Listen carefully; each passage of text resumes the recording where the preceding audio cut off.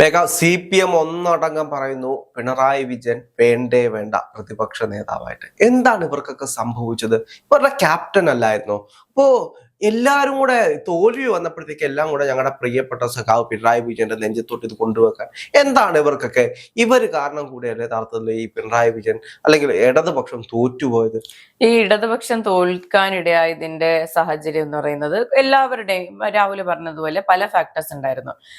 അതിൽ ഈ സംഘടനാ സംവിധാനത്തിന്റെ തോൽവി, അതുപോലെ തന്നെ UDFന്റെ കൃത്യമായ പ്രവർത്തനം, അവർ സിസ്റ്റമാറ്റിക് ആയിട്ടും കൃത്യമായിട്ടും ഇലക്ഷൻ എഞ്ചിനീയറിംഗ് നടത്തിയതുകൊണ്ടുള്ള വിജയം. പിന്നെ അതിനുള്ള പ്രധാന ഫാക്ടർ എന്ന് പറയുന്നത് ചെറുതായിട്ട് പിണറായി വിജയനാണ് എന്ന് പറയുന്നതിൽ നമുക്ക് തെറ്റൊന്നുമില്ല എന്നാണ് എന്റെ പക്ഷം. കാരണം വിശ്വസിക്കില്ല. അദ്ദേഹത്തിന്റെ ധാർഷ്ട്യം എന്ന് പറയുന്നത് ചെറുതൊന്നും ആയിരുന്നില്ല. അതൊക്കെ പോട്ടെ. എന്നിട്ട് തിരുവനന്തപുരം മുതൽ കാസർഗോഡ് വരെ മുക്കിന് അദ്ദേഹത്തിന്റെ വലിയ ഫ്ലെക്സ് ബോർഡുകൾ അടിച്ചു വെച്ച് ഇത്രയും നാൾ കാണിച്ച ധാർഷ്ട്യമെല്ലാം ജനങ്ങളെ വീണ്ടും വീണ്ടും ഓർമ്മിപ്പിക്കുന്ന പരിപാടി ആയിരുന്നില്ലേ ഒന്ന് ആലോചിച്ചു. അദ്ദേഹത്തിനെ പോലെ ഒരു നിഷ്കളങ്കനെ പറ്റി ഇങ്ങനെയൊന്നും പറയരുത്. പിണറായി വിജയൻ എന്ന് പറഞ്ഞാൽ നിങ്ങൾ ഉദ്ദേശിക്കുന്ന പോലെയല്ല. അദ്ദേഹത്തിന്റെ കൂടെ നിൽക്കുന്നവരാണ് ഇതെല്ലാം അദ്ദേഹത്തിനെ കൊണ്ട് ചെയ്യിപ്പിച്ചത്. പിണറായി വിജയൻ സഖാവ് പാവം നിയമസഭയിൽ പോലും ആരെങ്കിലും എഴുതി കൊടുത്തു കഴിഞ്ഞാൽ അതെടുത്ത് വെച്ച് വായിച്ച് അഭിപ്രായം പറയുന്ന സഖാവ് പിണറായി വിജയൻ. അപ്പോൾ അദ്ദേഹത്തിനാണെങ്കിൽ പോലും ഇതെല്ലാം ഞാൻ അറിഞ്ഞത് വെച്ചിട്ട് അദ്ദേഹത്തിന്റെ കൂടെ നിൽക്കുന്ന അദ്ദേഹത്തിന്റെ പൊളിറ്റിക്കൽ സെക്രട്ടറി ഉണ്ടല്ലോ ശശി, പുള്ളി കാരണമാണ് പുള്ളി ഈ ഏടാകൂടത്തിൽ മൊത്തം ചെന്ന് ഇടപെട്ടത് എന്നാണ് എനിക്കറിയാൻ കഴിഞ്ഞത്. കുറെ PR വസന്തങ്ങൾ അദ്ദേഹത്തിന്റെ കൂടെ ഉണ്ടായിരുന്നു.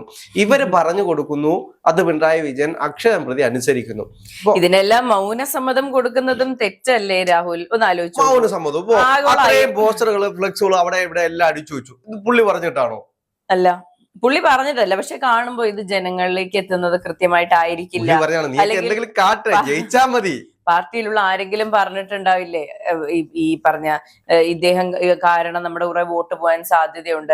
കേരളത്തിൽ കഴിഞ്ഞ പഞ്ചായത്ത് തെരഞ്ഞെടുപ്പ് കഴിഞ്ഞ സമയം മുതൽ ഭരണവിരുദ്ധ വികാരമുണ്ടോ? ഉണ്ട്. പിണറായി വിരുദ്ധ വികാരമുണ്ടോ എന്ന് ചോദിച്ചാൽ അതിനും ഉണ്ട് എന്ന് പറഞ്ഞ ജനമാണ് ഇവിടെ ഉണ്ടായിരുന്നത്. ത്രിതല പഞ്ചായത്ത് തെരഞ്ഞെടുപ്പ് ജനങ്ങളിൽ ഞങ്ങൾക്ക് വിശ്വാസമില്ല. ത്രിതല പഞ്ചായത്ത് തെരഞ്ഞെടുപ്പ് കഴിഞ്ഞ് 4 മാസങ്ങൾക്ക് ശേഷമായിരുന്നല്ലോ നിയമസഭാ തെരഞ്ഞെടുപ്പ് വന്നത്. ഈ 4 മാസത്തെ ക്യാമ്പയിനിങ്ങിലെങ്കിലും കുറച്ച് ശ്രദ്ധ എനിക്കൊന്നും പിണറായി വിജയന്റെ ഫോട്ടോയുടെ സൈസ് ഇച്ചിരി കുറച്ചിരുന്നെങ്കിലും ചിലപ്പോ ഇത്രയും നാണം കെട്ട തോൽവിയിലേക്ക് പോകാതിരിക്കാമായിരുന്നു.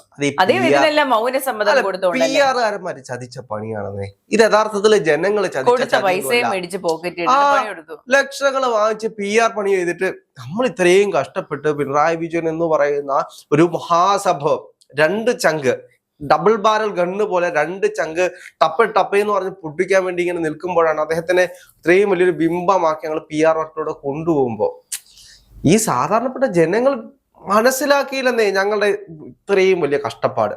എത്ര കൊല്ലക്കാലത്തെ 10 കൊല്ലക്കാലം കൊണ്ട് ഞങ്ങൾ നേടിയെടുത്ത എല്ലാ കാര്യങ്ങളും ഡിജിറ്റലാക്കി. ഇനി അതിനു മുമ്പിട്ട് ആരെങ്കിലും ചെയ്തിട്ടുണ്ടെങ്കിൽ അത് ഫുൾ ഞങ്ങളുടെ പേരിലേക്ക് കൃത്യമായിട്ട് കൊണ്ടെത്തിക്കാൻ ഞങ്ങൾക്ക് കഴിഞ്ഞിരുന്നു. പക്ഷെ അത് ജനങ്ങൾ ഏറ്റെടുത്തില്ല എന്നതാണ്. ഈ ജനങ്ങൾ ഞങ്ങൾക്ക് ഇപ്പൊ വിശ്വാസമേ ഇല്ല.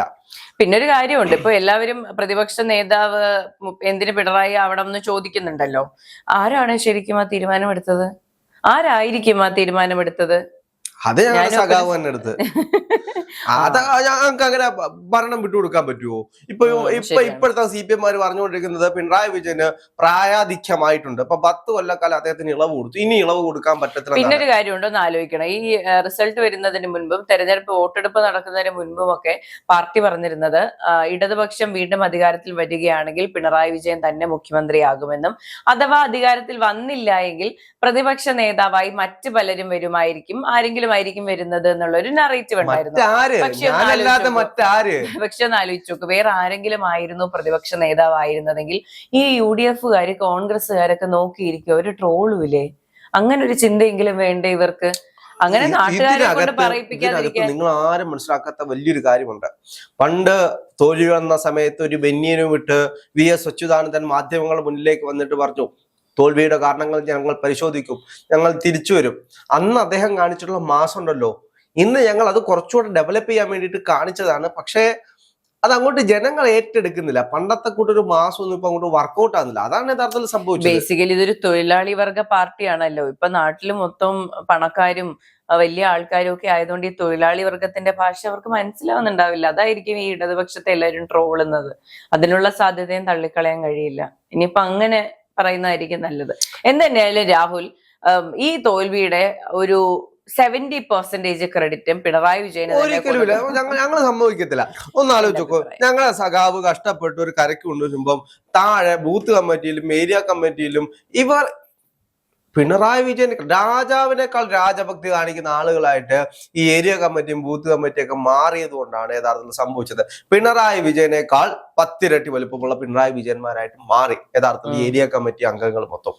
അപ്പൊ അതാണ് സംഭവിച്ചത്. അല്ല പിണറായി വിജയൻ സഖാവിന്റെ മോശം പ്രകടനം കൊണ്ടൊന്നും അല്ല. അദ്ദേഹം ഒരു കരക്കടുപ്പിക്കാൻ നോക്കുമ്പോ PR കമ്പനിക്കാർക്ക് ഒരു പരിധിയില്ലേ.